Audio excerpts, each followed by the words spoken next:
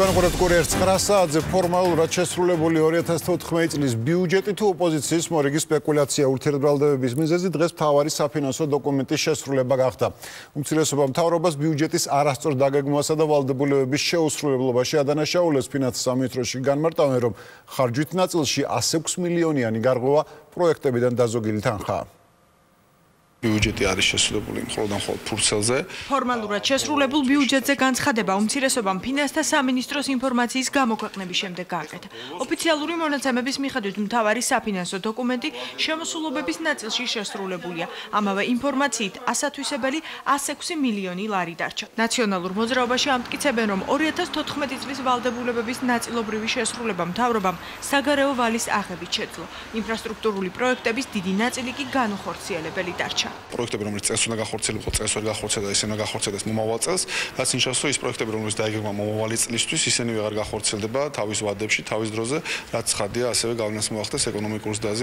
უმცირესობის არგუმენტებს არ ეთანხმება ფინანსთა მინისტრი. ნოდარ ხადური განმარტავს, რომ 2014 წლის ბიუჯეტს ასათვისებელი 106 მილიონი სხვადასხვა პროექტებიდან დაზოგილი თანხით დარჩა. ბიუჯეტის ქაღალდზე შესრულება არ ვიცი.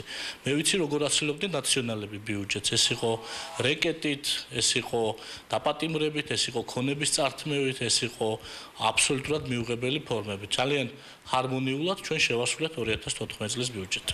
მთავრობას ეკონომიკური პოლიტიკის შეცვლას ურჩევს არასაპარლამენტო ოპოზიცია. ხადური და კალკულატორი დაждდნენ და გამოიყვანეს რიცხვები შემოსავლის ნაწილშიც და გასავლის ნაწილში. ეს ყველაფერი არის რაღაც რიცხვს პლუს რიცხვი მინუს რიცხვი და გამოვიდა რაღაცა. 2014 წლის ბიუჯეტის ფორმალურ შესრულებაზე საუბრობდნენ დღეს ეკონომიკური ექსპერტები. ისინი საბიუჯეტო პრობლემებს წლის განმავლობაშიც პროგნოზირებენ. ჩვენ შეიძლება 2014 წლის მაჩვენებელი გავიმეოროთ, ანუ შევასრულოთ ფორმალურად, მაგრამ ეს არ დაეთყობა ქვეყნის სოციალურ-ეკონომიკურ მდგომარეობას და არ დაეთყობა ეკონომიკას. თუ კი წელს დარჩენილი აქტივობები მომავალ წლისთვის გადაინაცვლებს 2015 წელს დაგეგმილი პროექტების განხორციელება სავარაუდოდ შესაძლოა რომ შეფერხდეს, რაც ამავე დროს ეკონომიკურ ზრდაზე უარყოფითადაც აისახება. ექსპერტების პროგნოზით 2015 წელს ქვეყნის ეკონომიკურ ზრდას გასული წლის მსგავსად პრობლემები ექნება და ის დაგეგმილ 5%-იან მაჩვენებელს ვერ მიაღწევს.